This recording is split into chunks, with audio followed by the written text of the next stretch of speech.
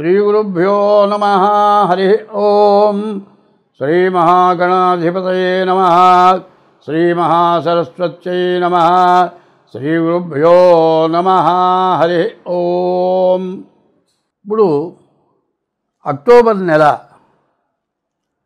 2025 October నెల అయితే ఈ 12 రాసుల్లో ఏ రాసుల వల్ల బాగా ఇబ్బంది పడుతున్నారో చెప్తా.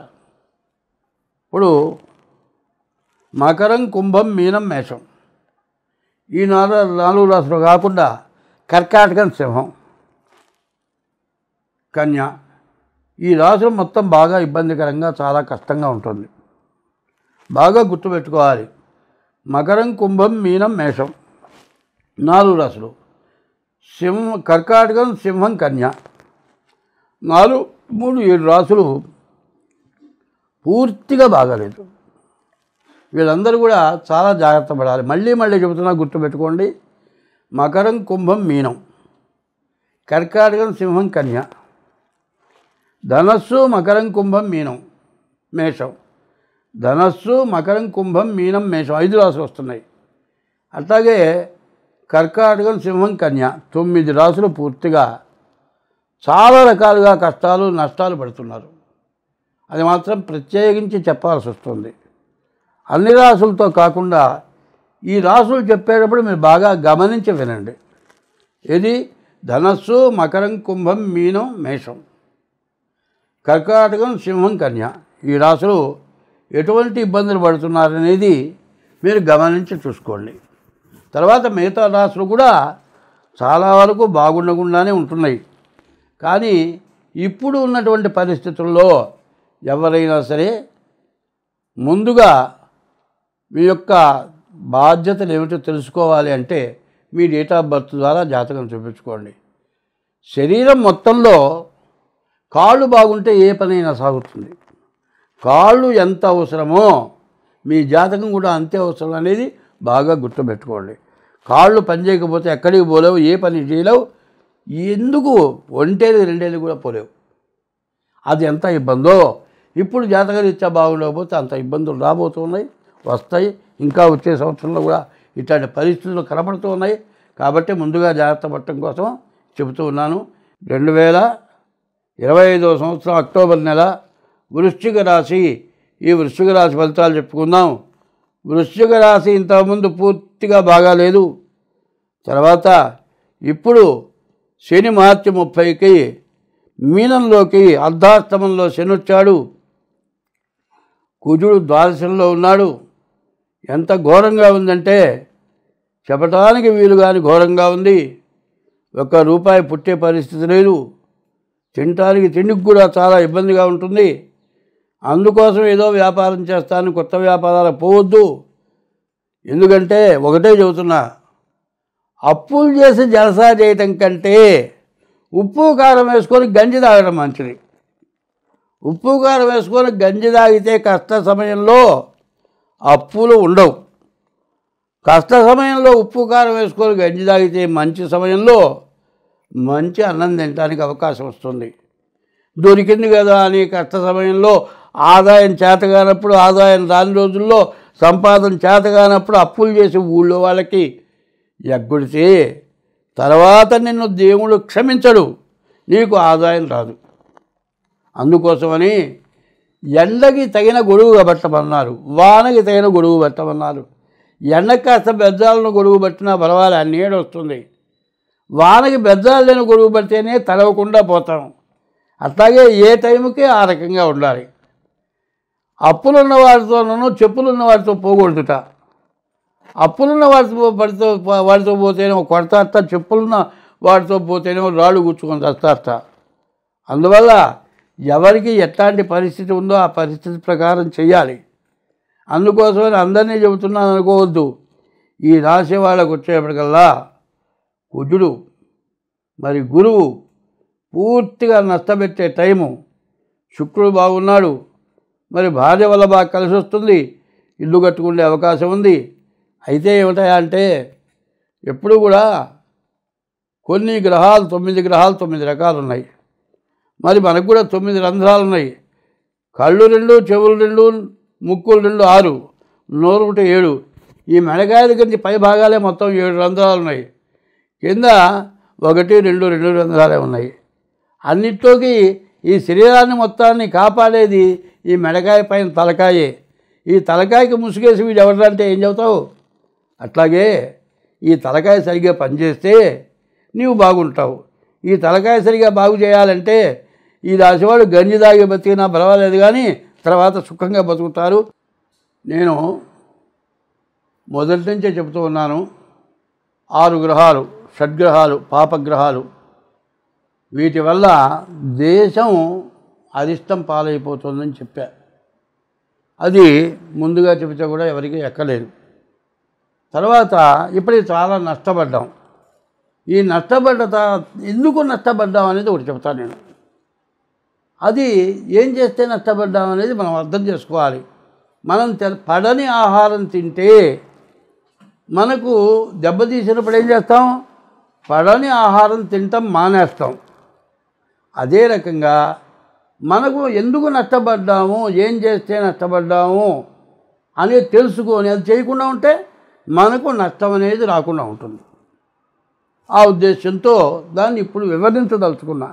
ఇదివరకు అట్లా చెబితే ఏమంటే జ్యోతిష్యం చెప్పమంటే గ్రహాల వల్ల అట్లా అవుతుంది, ఇట్లా అవుతుంది, ఏమైనా మా రాశి ఫలాలు చెప్పమంటే సోది చెబుతావేందని నాకు ఫోన్లు వచ్చినాయి. మరి చెప్పింది అక్షరాల జరిగింది. మార్చి 30 నుంచి 6 గ్రహాలు చేరుతాయి, దానివల్ల ముందు చాలా నష్టాలు ఉంటాయని చెప్పాను. చెప్పినా ఎవ్వరూ అర్థం చేసుకోలేరు. అయితే అది ఎట్లా జరిగిందో చెబుతా. ముందు మన ఇండియాలో, భారతదేశంలో అమర్నాథ్ అక్కడ మునిగిపోయింది. తర్వాత హరిద్వార్ అక్కడ దెబ్బతింది. తర్వాత హృషికేశ్ అది దెబ్బతింది. కాశీ దెబ్బతింది. మొత్తం ఈ బిల్డింగులతో సహా పడిపోయినాయి. జలమయం అయిపోయింది. అక్కడి నుంచి మన ఆంధ్రాకి వచ్చింది. తెలంగాణ, ఆంధ్ర మొత్తం నీటిమయం అయిపోయింది. చివరికి విజయవాడ కనకదుర్గ అమ్మవారు ముక్కుపోగు తాకితే దేశం మొత్తం నాశనం అయిపోతుంది అనేవాళ్ళు. కానీ నేను అక్కడ పుట్టినవాడినే, గుంటూరులో పుట్టినవాడిని. వరదలు వచ్చినప్పుడల్లా విజయవాడ ప్రకాశం బ్యారేజీకి వెళితే రైలు పట్టాల కిందే, కానీ రైలు పట్టాల మీదికి నీళ్ళు రాలే. ఈసారి రైలు పట్టాల మీదకి నీళ్ళు వచ్చినాయి. ఇవన్నీ ఎందుకు వచ్చినాయి? మనం చేసుకున్న పాపం వల్లే మనకు వచ్చినాయి. ఏం చేశామో పాపం వివరిస్తున్నాను. దాన్ని మనం చేయకుండా ఉందాం. మనం ఏం చేయాలో అది చేద్దాం. ఏమిటి? 2 ఆశలు, ధనాశ, స్త్రీ ఆశ, జూదం. ఈ 3 జనాన్ని నాశనం చేసే 3. జూదం కోసం పెళ్ళాం మళ్ళీ మంగళసూత్రం కూడా తీసుకెళ్తాడు. పరస్త్రీ వ్యామోహంతో పెళ్ళాం పిల్లల్ని వదులుకుంటాడు, సర్వం కోల్పోతాడు, ఆస్తి మొత్తం నాశనం చేసుకుంటాడు. పరస్త్రీ వ్యామోహంతో వ్యభిచారం ఎక్కువైపోయి దానివల్ల ఏమొచ్చిందో మనకు వ్యాధుల మధ్య కరోనా కాకుండా ఇంకా వ్యాధి స్త్రీ వ్యామోహంతో వ్యభిచారం వల్ల రకరకాలైన వ్యాధులు వచ్చినాయి. అట్లాగే ఇప్పుడు మనం ఏమవుతున్నాం? విపరీతమైన వరదలు ఎంతవరకు వచ్చినాయి? నెల రోజులు కురుస్తోందండి. నెల రోజుల నుంచే వర్షాలు కురుస్తున్నాయి. పై నీళ్ళైతే వెళ్ళిపోయినాయండి. నెల రోజుల నుంచి కురిసిన నీళ్ళు ఏమైనాయి? 20 అడుగుల లోతు నీళ్ళు వెళ్ళాలి ఉంటాయి. 20 అడుగుల లోతు కంటే ఇంకా లోతు వెళ్ళిపోయినాయి. ఏమవుతుంది? భూమి కుంగిపోతుంది. ఒక్కొక్క భూకంపాలు వస్తున్నాయి. తర్వాత నీటి కాలుష్యం వల్ల రకరకాలైన దోమకాట్లు వస్తున్నాయి. చికెన్ గున్యా ఎక్కడికక్కడ పట్టుకుపోతున్నాయి. ఇవన్నీ జరుగుతున్నాయి. ఎందుకు జరుగుతుంది? మనం చేసిన పాపాలు మాత్రం ఖచ్చితంగా ఉన్నాయి. అయితే అది ఏమిటో వివరించి చెబుతా. ప్రతి బిడ్డకి అన్నం పెట్టేది తల్లి. తల్లి అన్నం పెట్టినట్టు ఎవరిని అన్నం పెడతారా?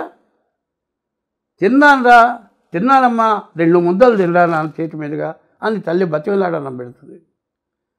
ఆ తల్లి అన్నం పెట్టాలి అంటే అన్నం పెట్టడానికి కావాల్సిన సామాగ్రి ఎవరు ఇస్తున్నారు? భూదేవత ఇస్తోంది. భూమి నుంచి రానిదేది లేదు. ఏ మతమైనా